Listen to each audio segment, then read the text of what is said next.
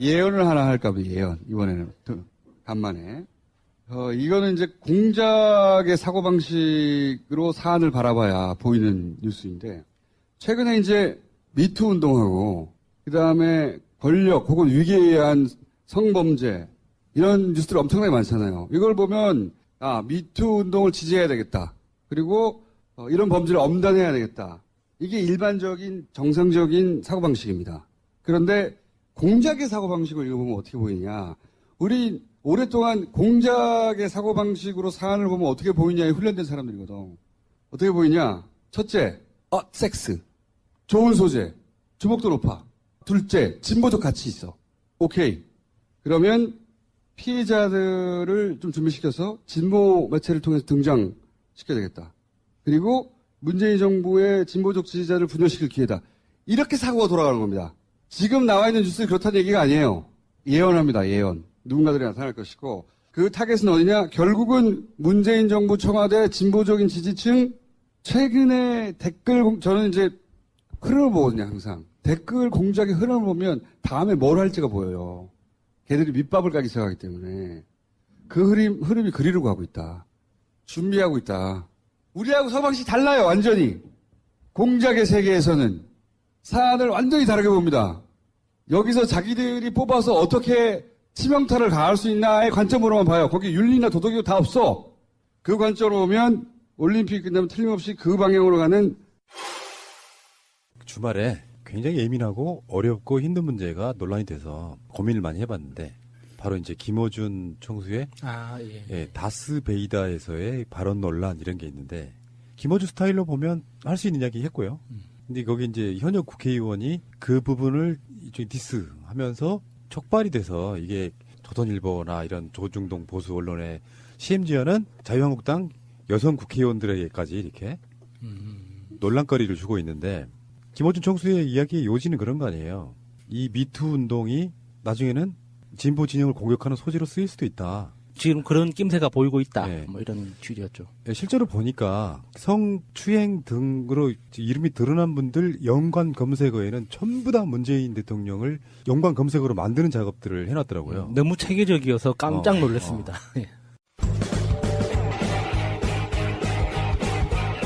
제도로서의 민주주의가 흔들리고 구타는 일은 이제 없습니다. 민주주의가 밥이고 밥이 민주주의가 되어야 합니다. 지난 주말에 어떤 분이 저한테 왜 새날은 미투운동 이야기를 잘 안 다루냐 하면서 올렸던 글을 보기 전에, 며칠 전에 뭘 봤냐면은 한 일주일 됐을 거예요.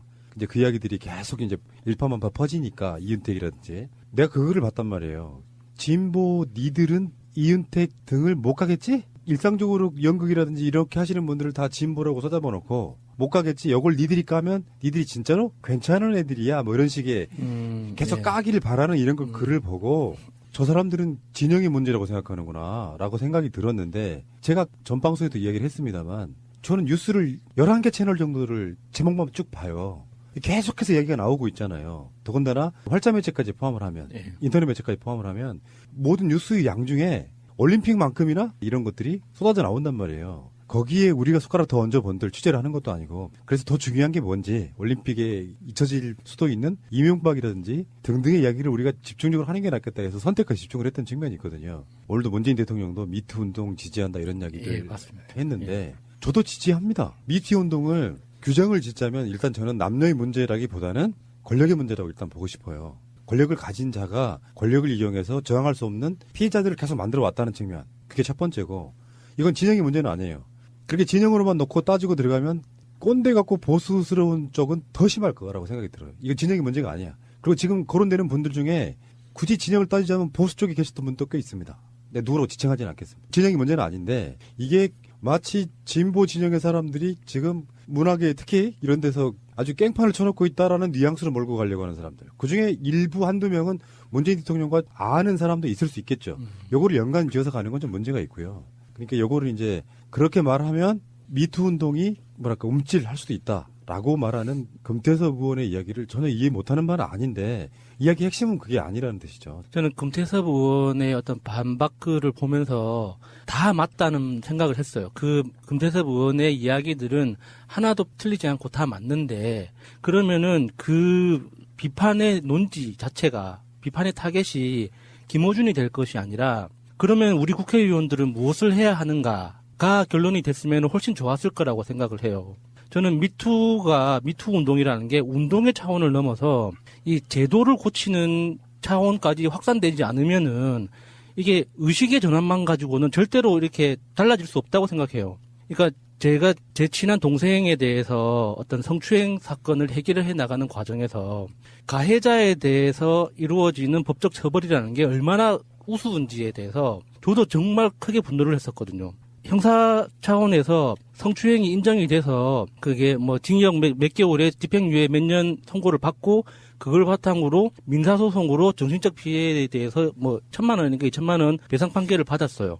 그러면은 그 가해자는 2,000만 원 대출받아서 벌금 내고 나면 끝이야. 근데 그 피해자가 겪는 고통이라는 건 최소 제가 옆에서 지켜본 바로는 3년에서 4년 정도 걸립니다. 상담을 받고 치료를 하고 이게 정상적으로 사회생활을 하는 데까지 복구되는 그게 정말 물리적인 폭력까지 돼 있는 이제 신체적인 훼손이 이루어지는 폭력까지 되는 경우에는 그 피해자가 겪는 피해 기간이라는 건 평생이란 말이에요.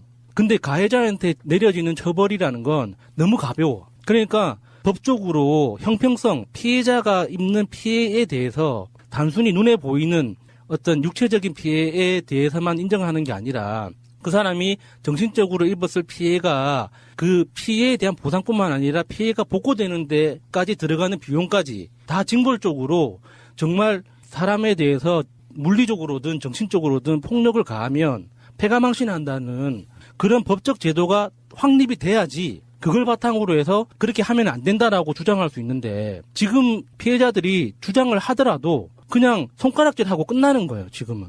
그래서 만약에 이게 2013년도에 그 친고죄가 친고죄 조항이 삭제되면서 그 이후에는 형사 고발을 할 수 있다고 치더라도 그 고발 당한 사람이 수사를 받고 처벌을 받는 그 수위가 너무 어이가 없단 말이에요. 이게 자기 친딸을 성폭행을 해도 뭐 2년, 3년, 뭐 집행유예로 다 풀어주고 이렇게 하는 상황에서 국회의원이라면 법적으로, 제도적으로 어디를 어떻게 손봐서 전체적인 피해자의 피해 총량에 걸맞는 처벌의 수준을 고민해야지 좋지 않을까 하는 그런 생각을 합니다. 그 이야기도 먼저 꺼낼게요. 뭐 마치 우리들은 전혀 그런 거랑 관계없는 사람들인 양 이야기해서도 안 된다고 생각해요.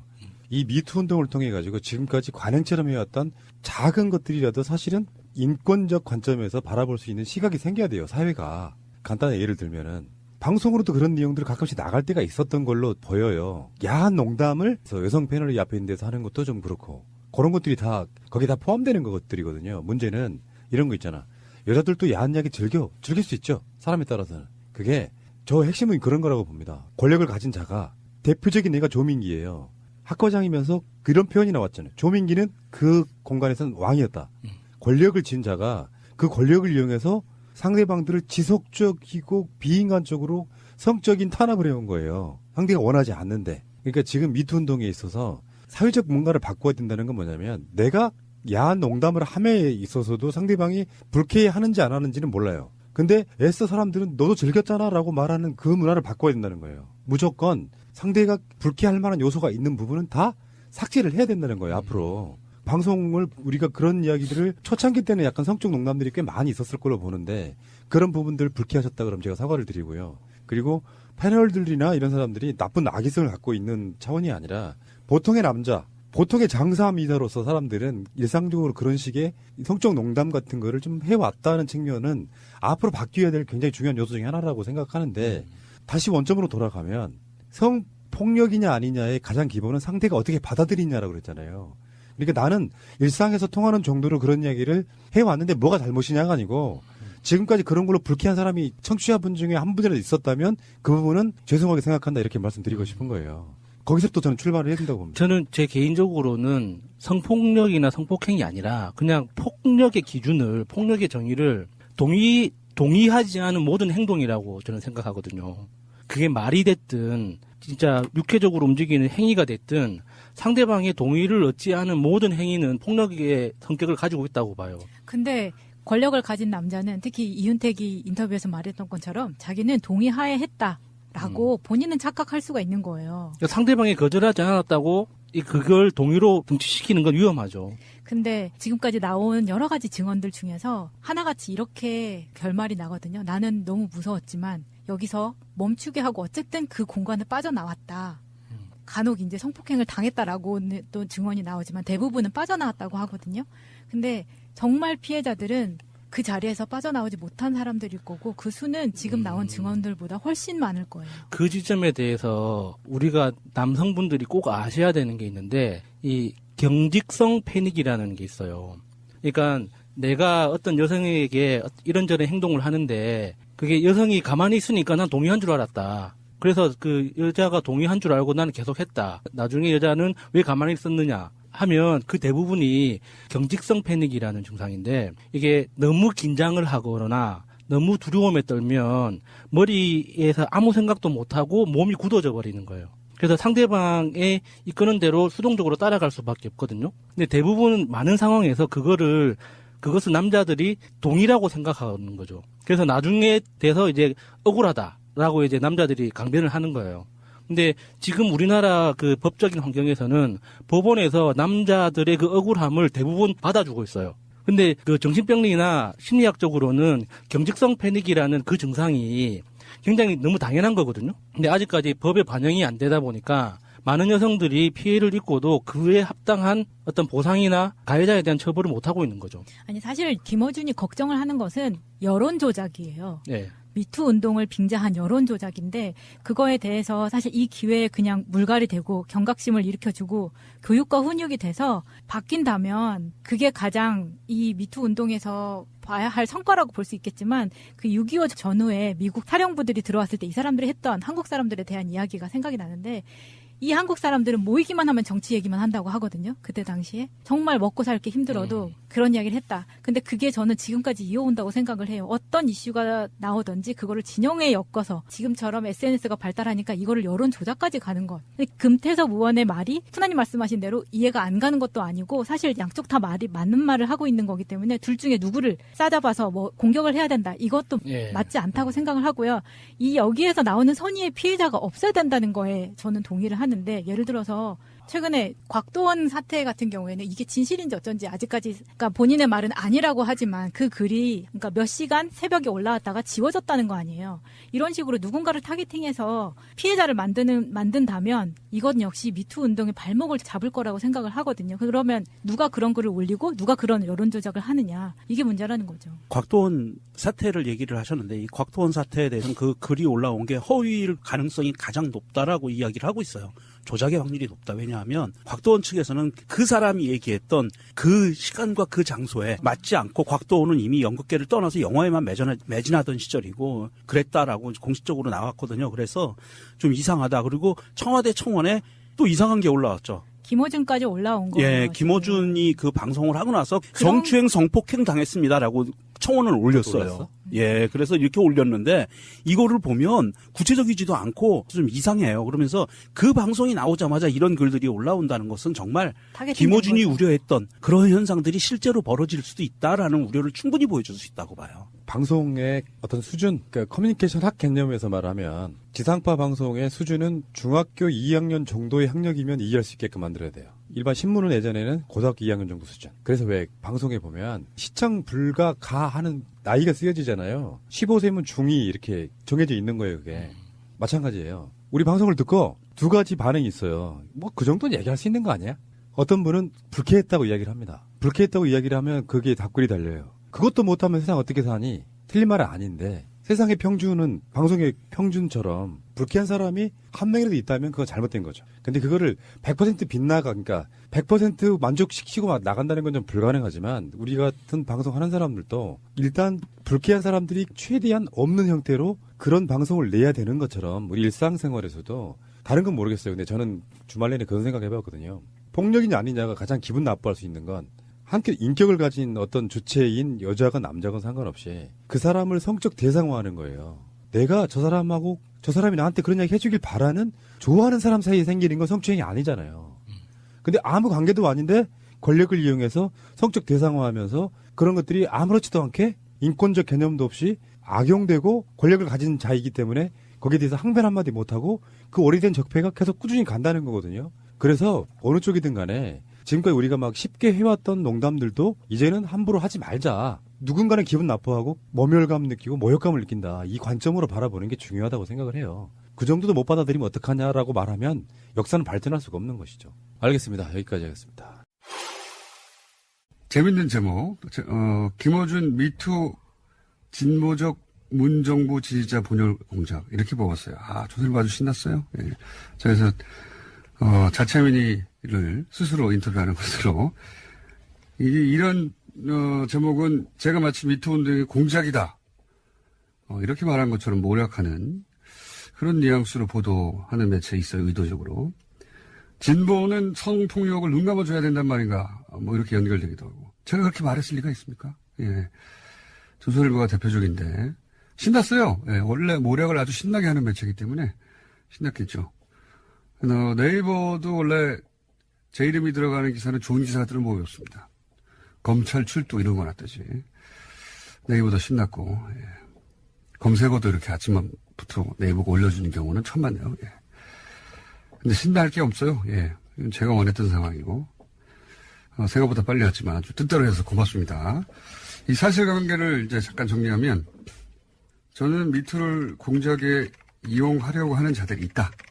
라고 했지. 미투가 공작이라고 한 적이 없습니다. 제가 바보도 아니고.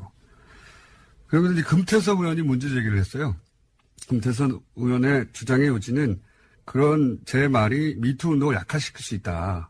이런 문제의식이에요. 금태섭 의원은 할 수 있는 말을 한 겁니다. 본인의 입장에서. 그러니까 금태섭 의원과 저를 싸움 못 치는 건 소용없으니까 그만들 하시고. 그럼 제가 주장하고자 하는 요지는 뭐냐. 금태섭 의원의 우려도 염두에 두면서 동시에 아주 잘 살펴봐야 하는 게 있습니다. 그게 뭐냐면, 미투 운동은 진보, 보수 할 거 없이 이 남성 중심의 문화 속에서 권력과 위기에 의한 성적 폭력, 그걸 고발하고 그 문화를 개선할 이게 절호의 기회가 온 게 분명하거든요. 근데 이 어렵게 찾아온 기회를 누군가는 이 진보 진영에 대한 공작의 소재로 만들고 싶어 한다. 이렇게 되면 이 중요한 기회를 진보 진영 내의 젠더 갈등으로 가둬버립니다. 이렇게 프레임이 잡히면 미투 운동이 흔들려요. 진보 진영 내 분열로 끝나는 거예요.